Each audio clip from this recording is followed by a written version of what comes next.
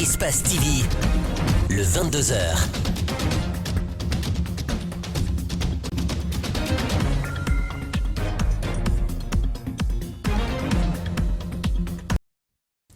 Mesdames et messieurs, bonsoir. Merci de nous préférer. Bienvenue dans cette édition d'information dont voici les principaux titres. Une importante quantité de drogue appelée hachis vient d'être interceptée par l'Office central antidrogue. Elle était destinée à un officier de l'armée. Le coup de fil a eu lieu dans la nuit du 7 au 8 mars dernier au port de Bolbinet. C'est à Kaloum. Vous aurez les détails dans un court instant. Cherté de loyer à Conakry, on en parle dans cette édition d'information. Des citoyens se plaignent des prix fixés par les concessionnaires. Pour eux, le niveau de vie du Guinéen est précaire. Ils demandent donc aux propriétaires de maisons et l'État de revoir la fixation pour alléger leur situation. Notre angle de la rédaction, des sites touristiques à l'intérieur du pays, notamment Kindia et Pita, tirent de moins en moins de touristes par manque d'entretien. Certains de ces sites, vous allez le comprendre, sont à l'abandon et d'autres entretenus par des jeunes de la localité avec de maigres moyens. Les détails, c'est dans un court instant. C'est tout pour les titres. Bienvenue à tous.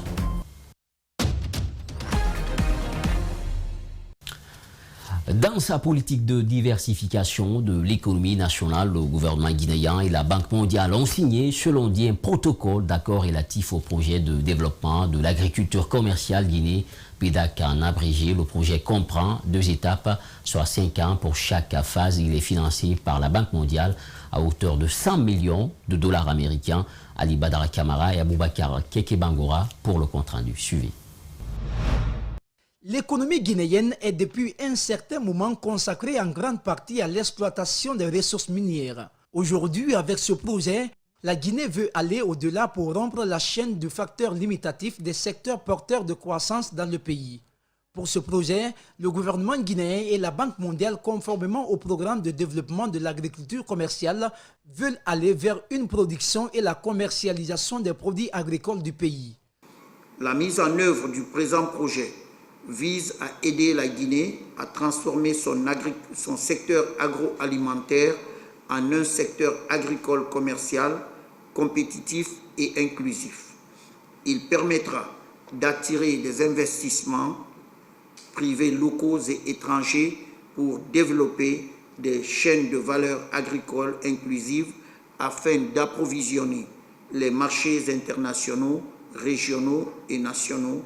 Financé à hauteur de 100 millions de dollars américains, soit 50% par la Banque mondiale et 50% à crédit pour une échéance de 10 ans. Pour une agriculture commerciale inclusive et durable, le projet s'étendra sur une période de 8 ans avec des opportunités d'emploi directs et indirects. Nous espérons donc à terme que ce programme d'agriculture commerciale, sur la première phase donc de 4 années, va permettre à la Guinée de générer plus de 24 000 emplois pour les jeunes et les femmes, notamment au niveau des chaînes de valeur, mais surtout augmenter de plus de 145 000 le nombre d'agriculteurs de ménages ruraux qui seront en mesure de bénéficier des opportunités commerciales tout au long donc de ces chaînes de valeur, notamment sur l'anacarde, le fonio, les fruits et légumes et tout ce qui porte donc sur la production animale. Il vise également à améliorer l'accès au marché des zones identifiées avec la réhabilitation des pistes rurales et la création du centre d'agrégation et de logistique, mais aussi d'augmenter le nombre d'agriculteurs et de ménages ruraux ayant des emplois ou bénéficiant des chaînes de valeur de l'agriculture commerciale dans les zones couvertes. À la fin de son allocution, le ministre de l'Économie et des Finances a rassuré la Banque mondiale à travers son représentant de l'utilisation rationnelle et optimale des ressources mobilisées dans le cadre de la mise en place du projet d'agriculture commerciale en Guinée. L'autorité de régulation des postes et télécommunications a procédé à la libéralisation du code de transaction USSD, ceci dans le but d'ouvrir la voie aux fournisseurs de services à valeur ajoutée. Cette libéralisation met fin au monopole des opérateurs de téléphonie sur ce code de transaction. Sékou Alphonse Mara était de la partie suivie. L'État guinéen, à travers l'autorité de régulation des postes et télécommunications, vient de procéder à la libéralisation du code USSD. Aux yeux des non-initiés, ce terme est étrange et incompréhensible. Mais qu'en est-il réellement? Alors, USSD, l'acronyme, c'est des données de services supplémentaires non structurés. Ce sont des numéros courts de 3 à 4 chiffres, par exemple, qui sont octroyés ou mis à la disposition d'un fournisseur de services à valeur ajoutée par la RPT. Et par après, ce fournisseur de services à valeur ajoutée se rapprochera de l'opérateur de son choix, n'est-ce pas, pour faire un lien entre ce numéro court et les numéros normaux à 9 chiffres qu'on utilise aujourd'hui. Pour le régulateur, cette action ouvrira la voie à de nouvelles formes de transactions et permettra d'accroître les activités financières numériques et sécurisées. Les concernés sont principalement les fournisseurs de services à valeur ajoutée. Mais la sécurité dont je parle, c'est par rapport aux transactions, par exemple. Il faut que le fournisseur de services à valeur ajoutée soit capable de mettre en place une infrastructure sécurisée et les équipements qui vont servir à la mise en place de ces infrastructures doivent être homologués par l'ARPT, n'est-ce pas? Et quand l'infrastructure est en place, l'ARPT a des mécanismes de contrôle, n'est-ce pas, de cette plateforme-là. Le directeur général adjoint de l'ARPT précise l'utilité de cette opération sur le quotidien du Guinéen. Avec la libéralisation du code USSD, nos concitoyens qui vivent dans les zones rurales, n'est-ce pas, leur permettre en fait d'accéder aux transactions financières mobiles, même s'ils n'ont pas l'Internet, et de façon facile. Aujourd'hui, il y a beaucoup de banques qui proposent des services via des codes USSD, mais ces codes USSD, elles les obtenaient via l'opérateur. Nous avons trouvé la nécessité d'organiser tout cela pour permettre à nos concitoyens d'enrichir leur vie à travers les TIC. Cette libéralisation est une aubaine pour les personnes physiques et morales qui attendaient depuis plusieurs années. Comment améliorer la mobilisation et la gestion des ressources financières locales? La question était au centre d'une rencontre des élus locaux et cadres des différentes communes de la capitale. Durant 5 jours, ces cadres vont renforcer leur capacité sur la question afin d'améliorer la gestion de leurs services. La rencontre est initiée par le ministère de l'administration du territoire et de la décentralisation à travers évidemment le gouvernorat de la ville de Conakry. Mariam Fodé Camara pour le compte-rendu. Ce sont des receveurs, des chefs services financiers, des représentants des maires, des coordinateurs, des chefs de quartier et des chefs services de l'état civil qui prennent part à cette rencontre. Ces cadres ont été ciblés en raison de leur responsabilité au niveau des communes à l'état civil dans la mobilisation des recettes. Cette représentation de personnel de cadres joue un rôle important dans la mobilisation des ressources au niveau des collectivités. Donc, c'est ce qui nous a amené à les regrouper en vue de pouvoir revoir, parce que c'est un rappel. On fera des séries de rappels pour le changement de méthode et de travail dans leur environnement, dans leurs services. Les participants échangeront sur les ressources affectées par l'État aux communes, leur catégorisation en recettes fiscales et non fiscales pour une gestion, n'est-ce pas, efficiente. Il faut les apprendre à comment élaborer leur budget, comment, n'est-ce pas,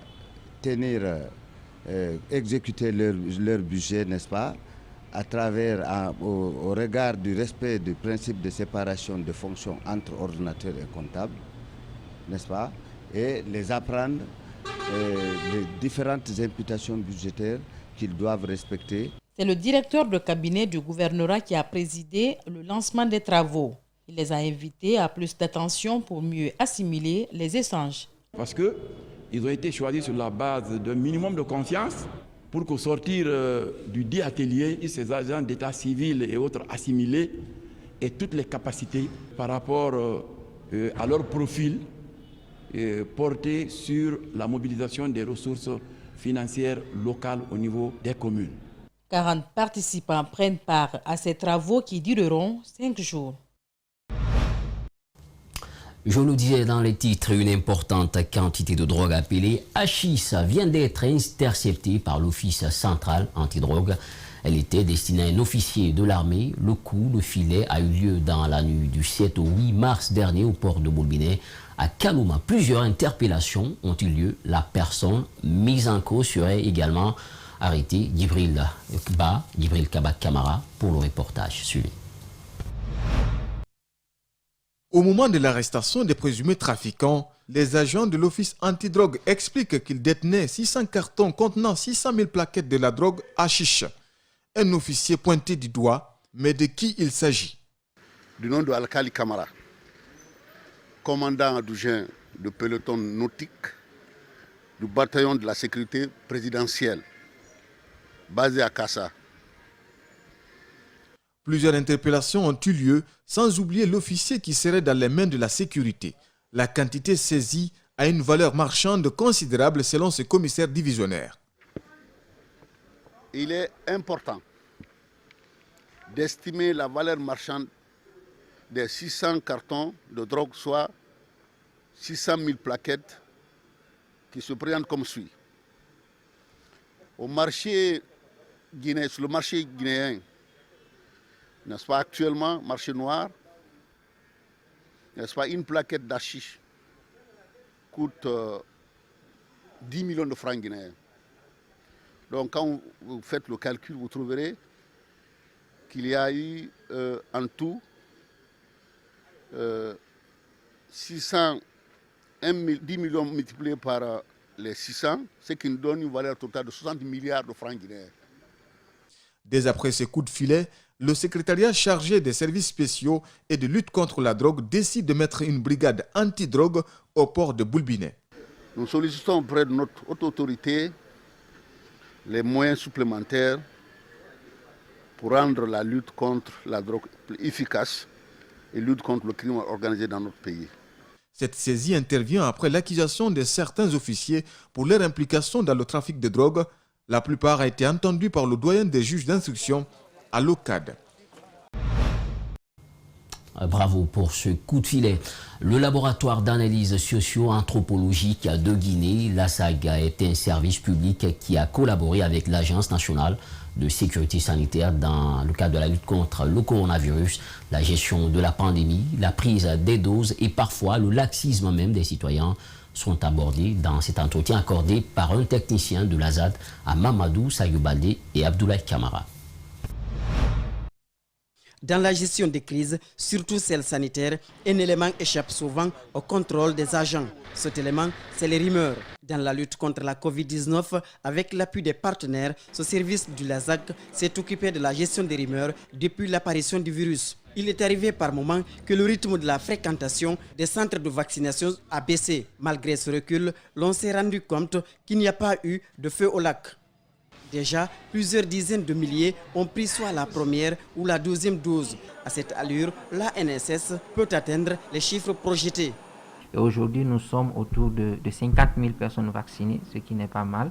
Et ça avance petit à petit, des dispositifs sont déployés, les stratégies sont en cours pour pouvoir en tout cas arriver au maximum. Et d'autres vaccins sont encore commandés pour pouvoir couvrir toutes les catégories à risque pour éviter ou pour aider rapidement en tout cas à circonscrire cette maladie dans notre pays.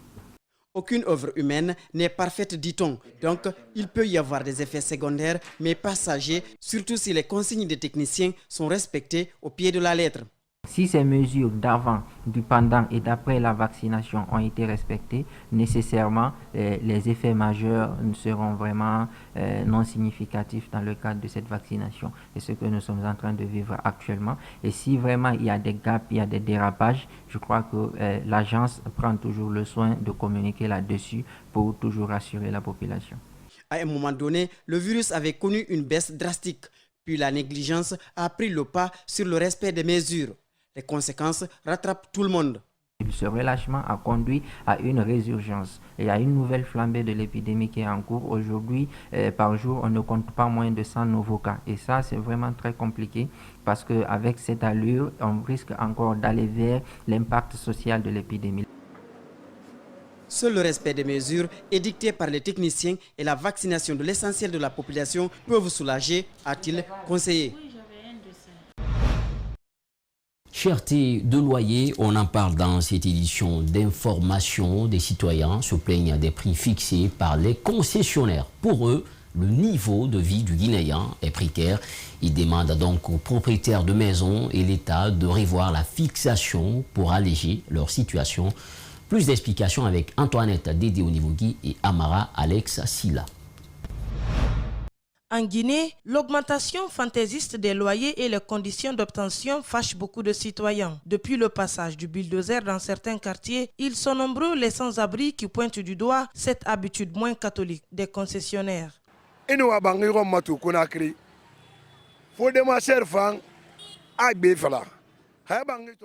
Trouver une maison à Conakry est devenu un véritable parcours de combattant.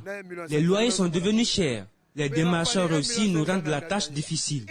Nous avons été déguerpis par l'État et je suis jusqu'à présent sans abri. Et c'est le seul complet qui me reste. Tous mes bagages sont dehors. Si je ne trouve pas où aller, je préfère rentrer au village.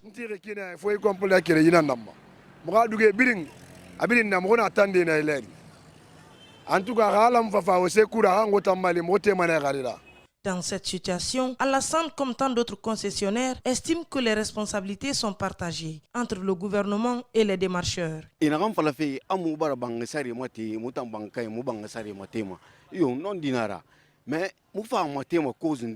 Certains citoyens disent que nous avons augmenté le loyer. C'est vrai, mais c'est indépendamment de notre volonté. La concession que je gère aujourd'hui est un héritage familial. Et je ne travaille pas. Donc c'est la seule source de revenus que nous avons dans la famille. Au-delà, les démarcheurs aussi nous sous-traitent. Donc c'est compliqué.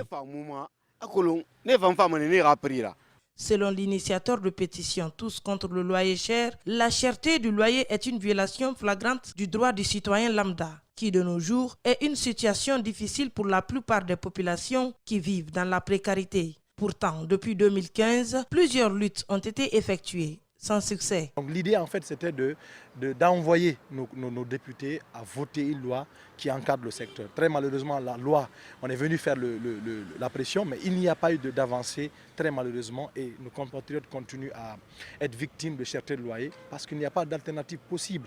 C'est vrai qu'aujourd'hui l'État est en train de construire des logements sociaux, mais écoutez, ça va prendre combien de temps pour que nos compatriotes puissent se loger dans ces maisons? Quelle est la véritable politique mise en place pour résoudre définitivement le problème de cherté de loyer? Pendant ce temps, le gouvernement annonce des mois difficiles. Dans le cadre de la continuité de son projet intitulé JTIP appuie au gouvernement guinéen dans la lutte contre la traite des êtres humains et pratiques assimilées, l'OIM Guinée, en collaboration avec le ministère de la Justice, celui de la Sécurité et le Comité national de lutte contre la traite des personnes, a organisé du 23 au 25 mars 2021 à Cancan un atelier de formation des acteurs sur la chaîne pénale. Alpha Omar Koïta, notre correspondant régional, y était pour nous suivre. Cet atelier de formation des formateurs des acteurs nationaux de la chaîne pénale en matière de lutte contre la traite des personnes et pratiques assimilées est l'initiative de l'OIM Guinée financée par le gouvernement des États-Unis à travers le bureau du département d'État américain chargé de suivi et de lutte contre la traite des personnes. On a constaté que les magistrats, la chaîne pénale en général, ont des difficultés d'identification à faire la différence entre la traite et d'autres cas de criminalité comme trafic illicite des migrants. Alors que ces deux éléments sont différents, donc il faut vraiment qu'ils soient outillés pour mieux les aider à réprimer vraiment la traite des personnes dans notre pays. Nous remercions effectivement l'OIM qui a pris cette initiative. Si d'autres l'ont fait, l'OIM part sur le terrain. Et c'est pourquoi nous invitons à toutes les autres organisations de prendre les pas et réagir aussi pareillement. Durant 3 jours, les participants venus d'Nzérékoré, Mandiana, Dabola, Sigri et Cancan ont été outillés sur l'introduction à la traite, camper la notion de la traite, mais aussi le cadre juridique de la traite. Et nous avons terminé par l'assistance, c'est-à-dire les obligations de l'État à l'encontre des victimes de traite. Satisfaits du contenu des modules abordés, des participants promettent de le restituer fidèlement une fois dans leurs juridictions respectives. C'est avec un agréable plaisir pour moi de prendre part à cet atelier qui m'a permis d'acquérir des connaissances par rapport à la traite des personnes et éventuellement le trafic illicite des migrants. Ces deux notions où je ne parvenais pas à cerner. Mais à l'occasion de cet atelier, je saurai dorénavant faire la différence et dans l'application de la loi essayer de voir ce qui s'y est. Le code pénal de 2016, c'est une rénovation en la matière parce que ces infractions n'étaient pas connues dans l'ordonnancement juridique de la République de Guinée. Donc auprès des collègues qui n'ont pas eu la chance de participer à cette formation, je suis catalogué aujourd'hui comme l'un des formateurs sur la pratique de la traite des êtres humains, mais également sur le trafic illicite des migrants. A rappelé que la deuxième session de formation des formateurs des acteurs de la chaîne pénale aura lieu au mois d'avril prochain à Conakry, à en croire la chef du projet. Nous partons à Kouroussa, précisément dans la sous-préfecture de Banfélé, à la découverte d'une dame. Elle confectionne des briques, un travail qui n'est pas du tout facile. Malik Sanyana Kamara s'est intéressé à Dame Sayon Kourouma pendant qu'elle était en pleine activité. Suivez ces images. Après plusieurs heures de course sur cette piste poussiéreuse reliant Kouroussa Banfélé, nous voici enfin arrivés dans la commune rurale de Sayon Kourouma. Dame Sayon n'est pas chez elle, à la maison, mais sur le chantier où elle fait des briques. Au four et au moulin, elle se trouve dans cette mare où elle patauge dans la boue.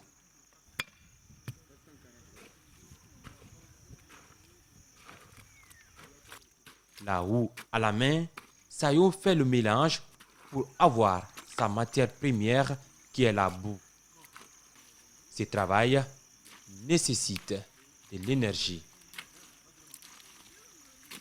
Malgré tout, elle dit n'avoir pas le choix. Son époux, sous le poids de l'âge, n'a plus la force de l'assister dans les travaux physiques.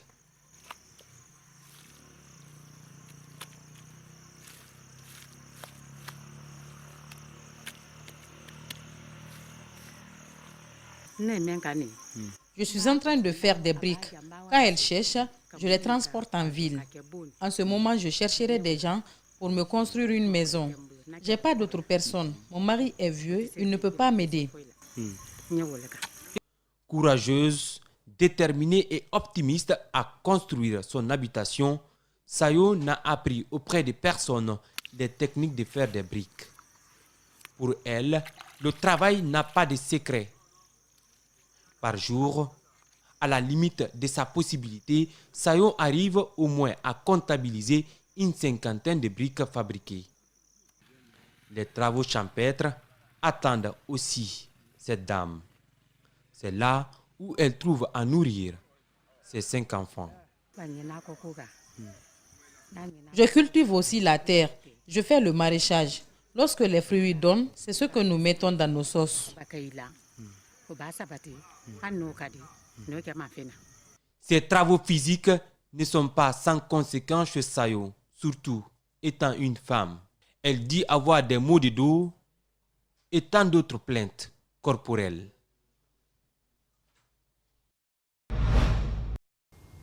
Une brave dame dans le but d'accompagner le gouvernement dans sa lutte pour l'autonomisation des femmes. Le Cercle féminin de Guinée a procédé ce samedi à une exposition des produits naturels fabriqués aussi par des femmes membres de la structure.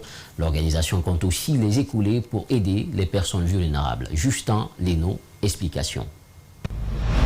Le Cercle féminin de Guinée est déterminé à promouvoir le développement communautaire. À cet effet, l'organisation procède à une exposition des produits de tout genre avec pour ambition de consommer le naturel. Vous avez la pomme, vous avez les prunes, vous avez les mandarines. En fait, c'est composé de tous les fruits. D'ailleurs, je vais profiter de l'occasion pour vous le montrer plus clairement. Mais voilà, c'est ce que j'ai décidé de proposer au sein de mon groupe aujourd'hui, pour pousser les citoyens à manger bio. Nous devons consommer bio. Autre objectif du Cercle féminin consiste à écouler ces produits afin de porter assistance aux couches défavorisées de la société.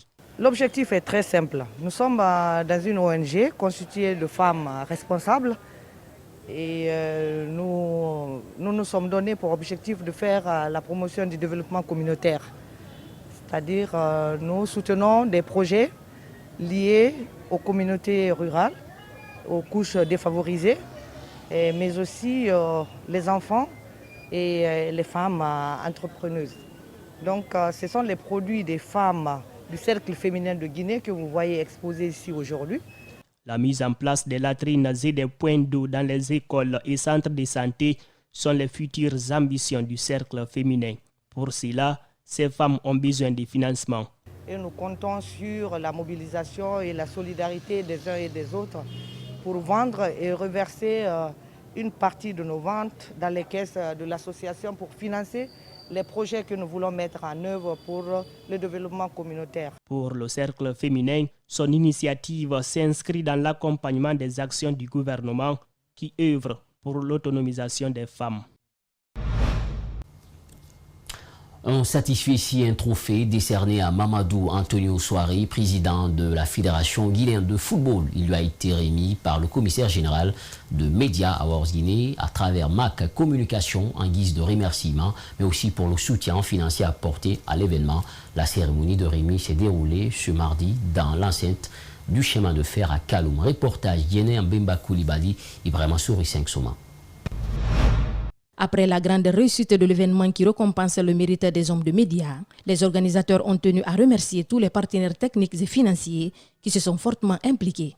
C'est dans cette lancée que les médias Awards Guinée, à travers MAC Communication, a décidé de décerner un trophée et un satisfecit au président de la Fédération guinéenne de football. Ce grand événement qui est les médias Awards Guinée, et si le public a pu apprécier la qualité de l'organisation, si on a pu aimer ce que MACOM a fait comme cérémonie, c'est parce qu'il y a des hommes qui ont bien voulu nous accompagner. Et pour cela, il fallait qu'on vienne dire merci à cet homme qui nous a accompagnés sans aucune contrainte. Ému par cet acte de reconnaissance, le fondateur de 6 médias affirme ne pas être surpris et promet de toujours accompagner la jeunesse guinéenne dans les domaines du sport et de la culture. Moi, ça ne me surprend pas. J'ai vécu toute ma vie sur le plan culturel et sportif. Je crois que l'histoire de la Guinée retiendra ça. Et je l'ai toujours dit dans mes interventions que l'homme doit marquer son passage pour son pays par des actes. Bon, moi je l'ai dit qu'il faut qu'on se souvienne un jour que sur le plan culturel et sportif, il y avait un certain monsieur qui s'appelait M. Antonio Souaré. Pour Antoine Kourouma, cette première édition des médias Awards Guinée a connu des hauts et des bas. Le commissaire général des médias Awards Guinée rassure que la deuxième édition sera encore plus meilleure que la première. Le défi qu'on a à relever, c'est de faire en sorte que cet événement reste éternellement. La prochaine édition sera annoncée très bientôt avec de la nouveauté, avec des innovations. On a écouté les critiques, on a écouté les points de vue de chacun. On a pris bonne note des différentes suggestions. Je vous promets que pour la prochaine édition, vous allez voir des choses inédites qu'on n'a pas pu voir à la première édition. Ce sera du jamais vu. Selon les organisateurs, l'objectif de la structure MAC Communication est de réunir chaque année les hommes de médias à travers une cérémonie pour distinguer les meilleurs d'entre eux. L'angle de la rédaction des sites touristiques à l'intérieur du pays, notamment Kindia et Pita, attire de moins en moins de touristes par manque d'entretien. Certains de ces sites, vous allez le comprendre, sont à l'abandon et d'autres entretenus par des jeunes de la localité avec de maigres moyens. Une activité qui les permet d'ailleurs de résister encore et de recevoir quelques visiteurs. Ces sites syriens en effet risquent de disparaître tout simplement. Suivez ce grand format d'André Moussi Bilimo et de Yibril Kabak Kamara.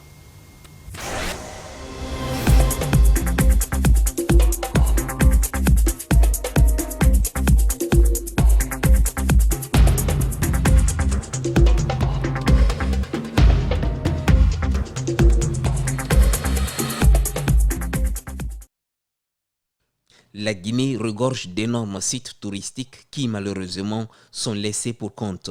Le voile de la mariée ici à Kindia, qui attirait jadis des milliers de touristes nationaux et étrangers, est aujourd'hui dans un état délabré.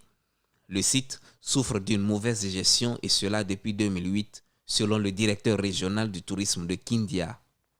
Le contrat qui était lié ce site à l'opérateur est résilié parce que l'État a constaté qu'il ne faisait absolument rien.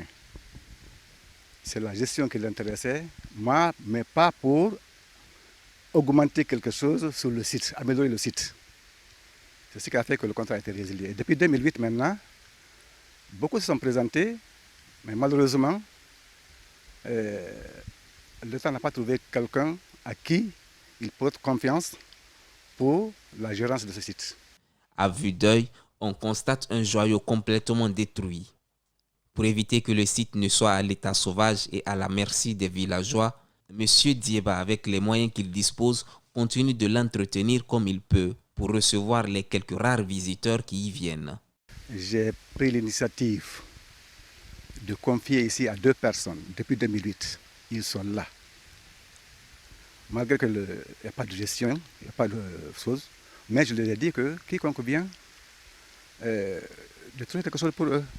Leur dire que vraiment ils sont là pour garder le lieu, mais pas pour vendre. Mais ils ne vont pas rester comme ça aussi sans rien. Tout ce qu'ils trouveront là-bas comme argent, si c'est 10 000 francs, si c'est 1 000 francs, si c'est 5 000 francs, ils acceptent parce que je ne le paye pas. Mais s'il y a des visites, qu'ils prennent ça pour qu'ils puissent seulement sauvegarder le peu qui est là. Cet homme est le seul des 3 gardiens des lieux qui a décidé de rester. Après 30 ans de service, il garde encore l'espoir que le voile de la mariée renaîtra de ses cendres. Depuis 1993, donc mon bar boubé tant qu'il fait. Fait d'un temps manqué un wakale. Il fallait n'en moi mais ça n'en m'a mais tout ce me bête beau des moutines boudé na basse mona na on tanga wakale bera na lubi hailer na be nanankui. Malgré son état piteux, quelques rares touristes étrangers continuent de le fréquenter pour ses allures relativement luxuriantes qu'il a su garder, des aspects qui ne représentent plus rien aux yeux des populations autochtones. Nous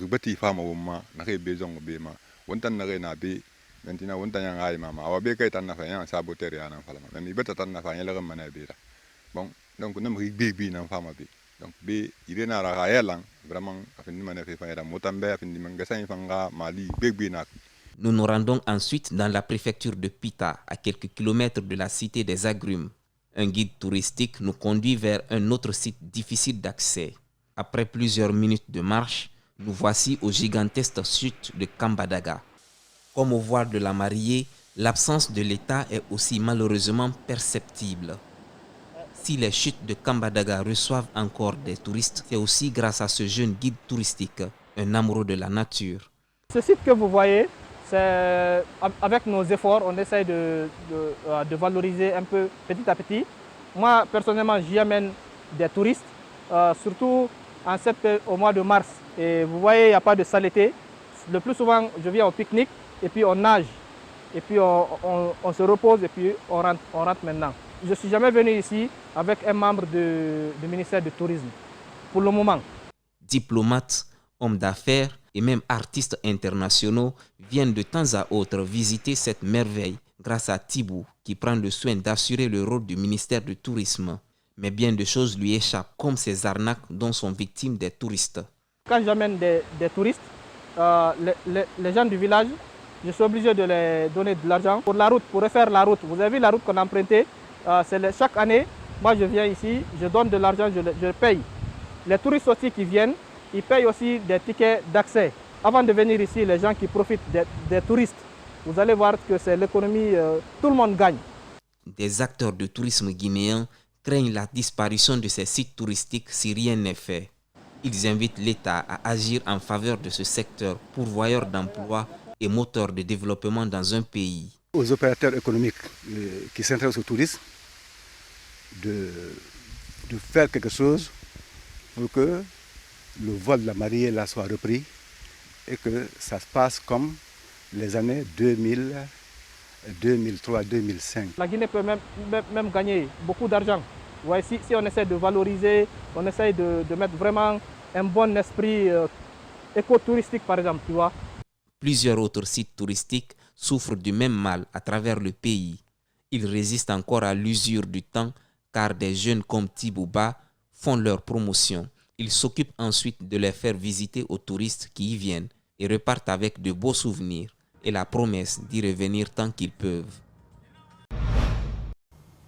La Guinée, autrefois la perle de l'Afrique de l'Ouest. C'est la fin de cette édition d'information. Merci à toutes et à tous pour l'attention. À la régie avec Cheikh Oumar Kaba. On n'oublie pas également Lamine Sidibé et Aboubakar Fauté, qui étaient avec nous ce soir à la réalisation. On n'oublie pas Alcini Barry.